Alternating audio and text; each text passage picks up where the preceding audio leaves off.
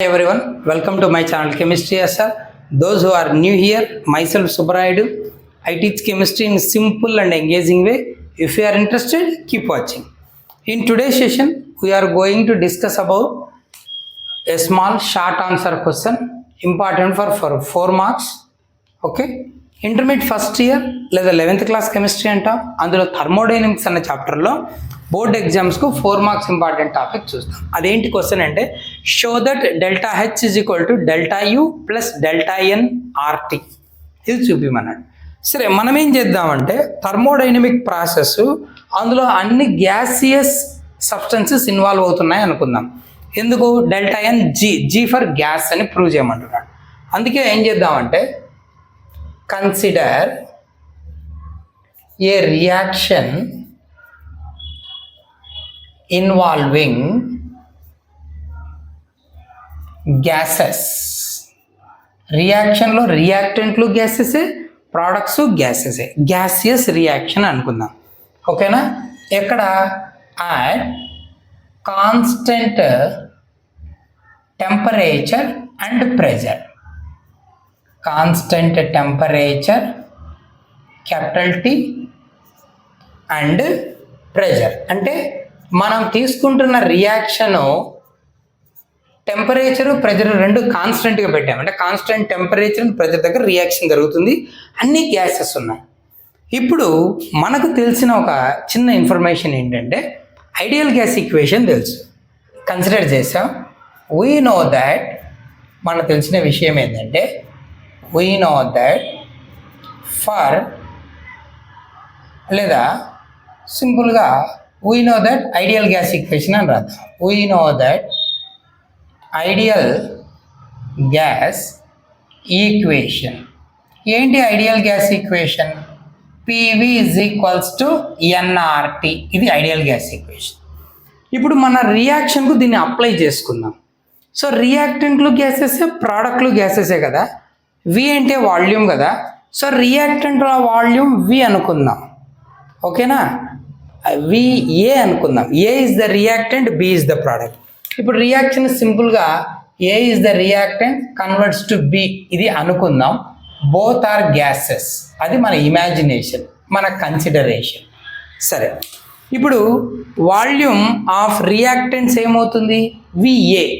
Volume of product ఏమవుతుంది? VB. అలా అనుకుందాం. So let VA is equals to volume of gaseous reactants.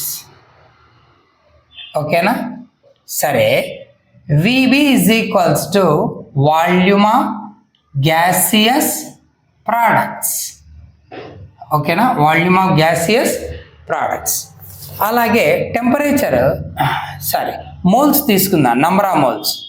NA is equals to number of moles.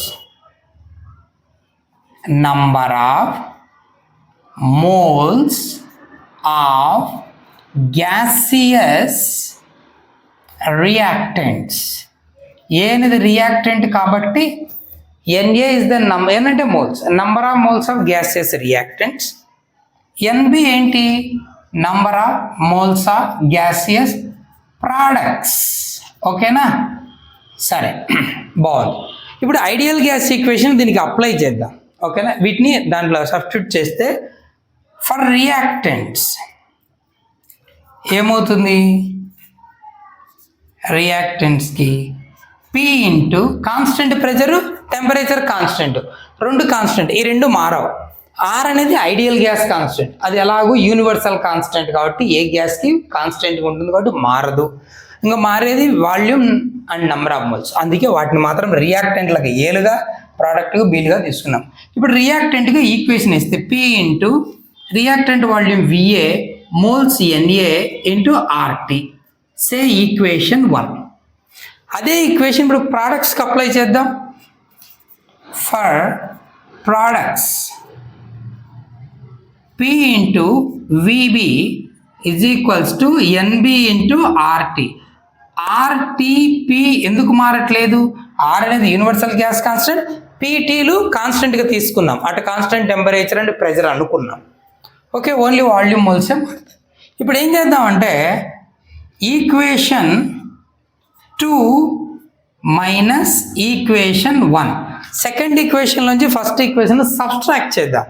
అప్పుడు ఏమవుతుంది, పివిబి minus పివిఏ, దీనిలోంచి దీన్ని subtract చేస్తున్నా, is equal to NBRT minus NART, అంతేనా? దీని నుంచి ప్రెజర్ కామన్ తీద్దాం, P into VB minus VA is equal to RT common తీద్దాం, NB minus NA into RT, అంతేనా? ఇప్పుడు ఇటువైపు వేద్దాం, అయిపోయి కొంచెమే. P into volume of products minus volume of reactants ఏమవుతుంది, change in volume. Therefore P into delta V రాయొచ్చా, వాల్యూమ్లో change, P into delta V is equal to delta N, ఎందుకు, number of moles of products minus number of moles of reactant, అందులోనే అన్ని gases కదా, so delta N of gases into RT. Okay, say this is equation 3 అనుకుందాం. 2లోంచి 1 subtract చేస్తే 3 వచ్చేసింది. సరే, బాగుంది. ఇప్పుడు మనకు తెలిసిన విషయం ఏంటంటే ఇక్కడ డెల్టా ఎన్ ఏమని చెప్పాలి, here delta N is equal to total moles of gaseous products minus, అంతే కదా, ఎన్బి అంటే total moles of gaseous products minus NA అంటే total moles of gaseous reactants. ఓకేనా, ఇది డెల్టా ఎన్. గుడ్, బాగుంది. ఇలా ఉంచేద్దాం.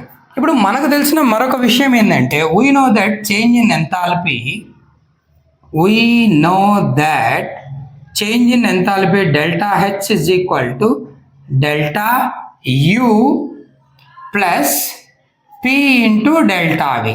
Change in enthalpy formula. Change in enthalpy is equal to change in internal energy plus P into delta V. సరే, బాగుంది. ఇప్పుడు మనం ఏం చేయొచ్చు అంటే delta H is equal to delta U plus P into delta V ప్లస్లో ఏం రాయొచ్చు, డెల్టా ఎన్ ఆర్టీ రాయొచ్చు కదా. అందుకే ఇక్కడ ఏం రాస్తామంటే ఫ్రమ్ ఈక్వేషన్ 3 నుంచి delta H is equal to delta U plus దీని ప్లేస్లో ఈక్వేషన్ 3 నుంచి ఏం రాయొచ్చు, డెల్టా ఎన్ గ్యాసియస్ ఆర్టీ, అంటే change in moles of gaseous substances into RT.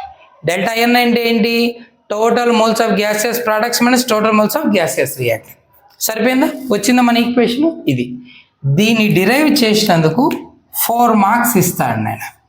So board ఎగ్జామ్స్కి అయితే చాలా ఇంపార్టెంట్. ఓకేనా, hope you understand. Keep watching for more videos. Thank you.